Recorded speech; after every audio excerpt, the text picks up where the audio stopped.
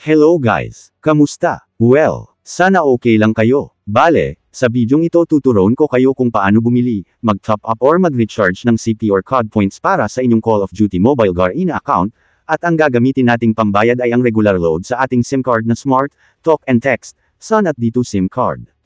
Pero bago ang lahat, like mo ang bidyong ito para mas recommend pa ito ni YouTube sa iba pang viewers na hindi pa alam kung paano magbili ng CP or COD points sa kanilang CODM account. At hindi lang yun, wag mong kalimutang mag-subscribe para updated ka sa mga bago kong tutorial videos. Okay, bibilang ako ng 5, at sana na like mo na ang bidyong ito at nag-subscribe ka na. 1, 2, 3, 4 and 5. Ayun, salamat. Magsimula na tayo. Paalala lang pala na panoorin mo ang video hanggang sa huli at makinig ng maiigi kasi mahirap-hirap ito. Magsimula na tayo. Ito pala ang aking Call of Duty mobile account. At ayan, mayroon akong 1,287 na COD points sa aking CODM account. Ayan ang basehan natin mamaya kung may dumagdag ba or pumasok yung binili kong CP or COD points.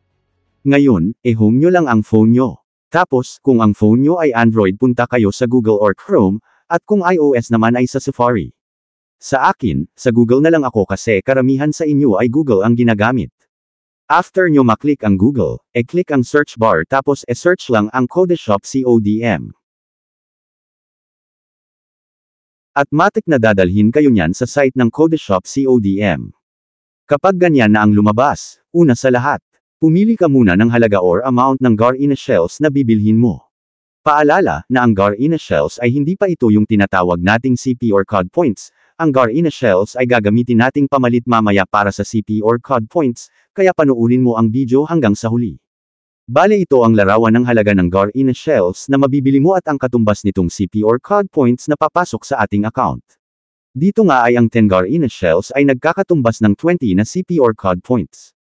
Ang 20 shells naman ay nagkakatumbas ng 40 na CP. At marami pang ibang halaga ng Garena shells at COD points, kayo na bahala magtingin-tingin.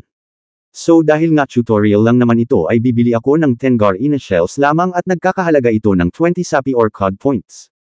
After nyo pumili ng halaga ng Garena shells, scroll up mo lang at dito naman tayo sa number 2.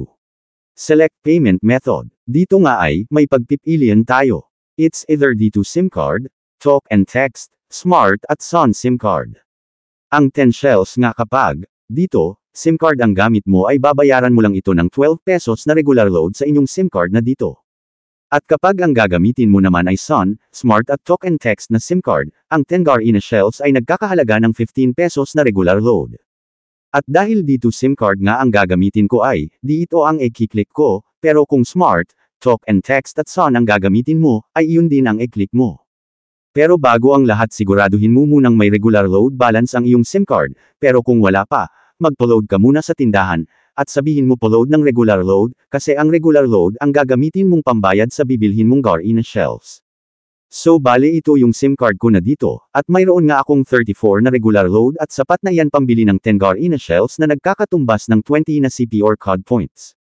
Balik na tayo. After mong mapindot ang SIM card na gagamitin mong pambayad ay, scroll up mo lang, tapos dito sa number 3. Dapat ilagay mo ang iyong email address, dito kasi sa email address mo send mamaya ang code after mo magbayad at ang code na iyon ay i-redeem natin mamaya para ma-convert na sa CP or COD points. So bale, ilagay mo ang iyong email address ha, para sa email address mo papasok ang redemption code mamaya at huwag mong kopyahin ang email address na ilalagay ko, kasi akin ta na email address. Tapos, kung nailagay mo na ang email address mo, ay pindutin mo lang ang buy now sa ibaba. Okay, medyo matagal pa tayo matapos. Kapag ganito naman ang lumabas, ilagay mo ang iyong SIM card number na dito, Sun, Smart or Talk and Text, depende sa'yo kung ano gagamitin mo, kasi sa akin kanina ang ginamit ko ay dito SIM card kaya ang ilalagay ko dito ay ang dito SIM card ko. So ilagay mo ang cellphone number mo at huwag kopyahin ang akin. So after mo ilagay ang phone number mo, ay i-click mo lang ang continue. So kapag ganito, enter your OTP. Ganito, hintayin mo lang ang verification code, na dadating sa cellphone mo, via text message. At kapag dumating na, kunin ito at ilagay sa parihaba.